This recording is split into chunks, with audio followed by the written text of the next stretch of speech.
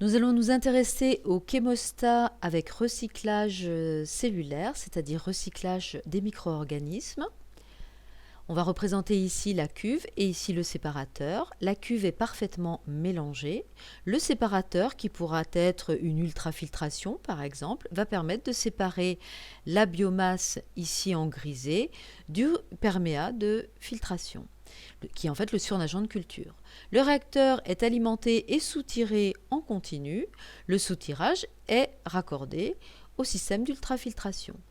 Le débit d'alimentation, Q0, le débit de soutirage avec sa concentration en biomasse et en substrat, le débit de perméat ici, qu'on va appeler QE, qui aura une concentration XE très faible et une concentration S en substrat, le débit de rétentat recirculé avec un débit oméga Q0, oméga étant le taux de recirculation, et une concentration XX très importante puisque c'est du concentré de cellules.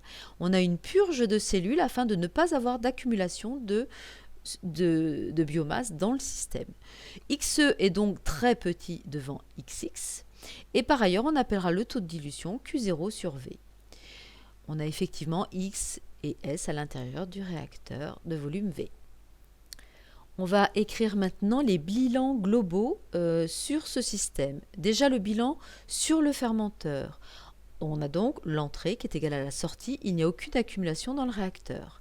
Les débits d'entrée sont Q0 plus oméga Q0 et qui est égal à Q, le débit de sortie. On met Q0 en facteur et on obtient cette expression entre les différents débits. Si on fait un bilan global sur l'ensemble du système, alors le débit d'entrée de l'ensemble est égal à Q0 et les débits de sortie sont QE plus Q de X. On pourrait aussi faire le bilan sur le séparateur, mais ça ne nous apporterait pas d'informations complémentaires. Ça serait une combinaison des deux bilans précédents. Donc on peut se contenter de ces deux bilans. Notre objectif est maintenant de trouver l'expression reliant mu à D. On sait que pour un chémostat, mu est égal à D. La relation va être toute différente en présence de recyclage cellulaire. On fait donc le bilan sur la biomasse. On écrit le terme d'accumulation qui va être égal à 0 puisque l'état est stationnaire, aucune accumulation de biomasse dans le réacteur. Là, c'est le terme d'entrée dans le réacteur, moins le terme de sortie, plus la vitesse de production au sein du réacteur. On isole cette vitesse de production et on obtient l'égalité suivante. On va ensuite remplacer R_6 par mu x et on va remplacer Q par son expression qu'on avait obtenue en faisant un bilan global. On va tout diviser par XV. Ce qui va permettre de faire apparaître Q0 sur V. Les X vont simplifier dans ce premier terme. Et par contre ici, on va à nouveau apparaître Q sur V et on aura le terme XX sur X. On va faire apparaître D puisque Q0 sur V est égal à D. On va ensuite mettre en facteur D. On obtient donc une première expression reliant mu à D, mais elle n'est pas complète. On va la préciser ultérieurement.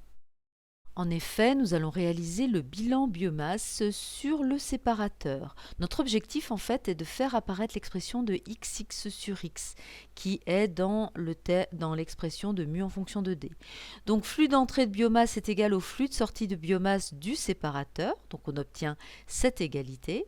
Or, comme XE, la concentration en biomasse dans le perméat tend vers 0, puisque c'est du perméat de filtration, on va faire disparaître ce terme.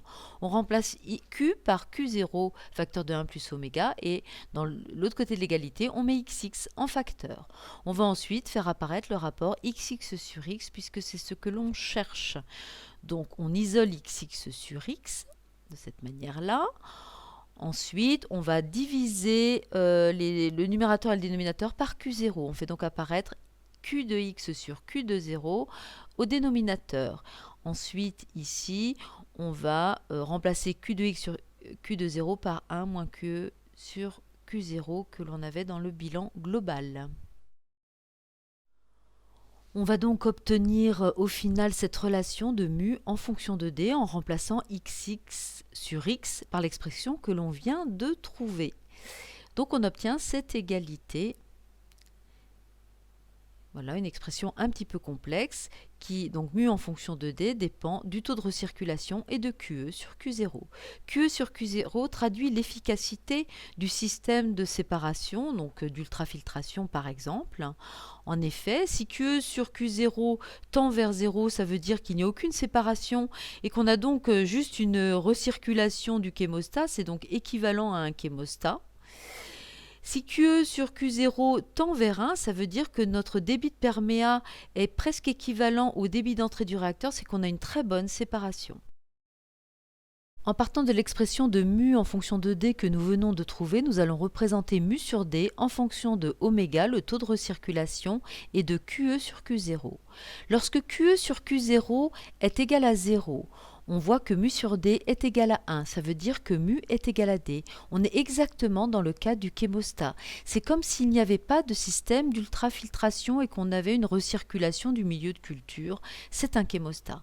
Par contre, on voit que lorsque QE sur Q0 augmente, c'est-à-dire qu'à ce moment-là, l'ultrafiltration fonctionne de mieux en mieux, et bien à ce moment-là, mu sur D décroît. Par ailleurs, si le taux de recirculation en biomasse augmente, mu sur D décroît aussi. Donc, dans ces deux cas, cela veut dire que D est supérieur à mu. On peut avoir un taux de dilution supérieur au taux de croissance sans avoir lessivage de cellules, alors que c'était impossible avec un chémostat. C'est donc bien là l'intérêt du recyclage de cellules. On va maintenant représenter en fonction du taux de dilution la courbe de concentration de X et de R-6 dans le cas d'un chémostat dans un premier temps. D étoile est donc le taux de lessivage du chémostat. Ici, nous avons l'allure de X en fonction de D et ici l'allure de R-6 en fonction de D pour un chémostat. Ceci a été démontré dans le chapitre du chémostat.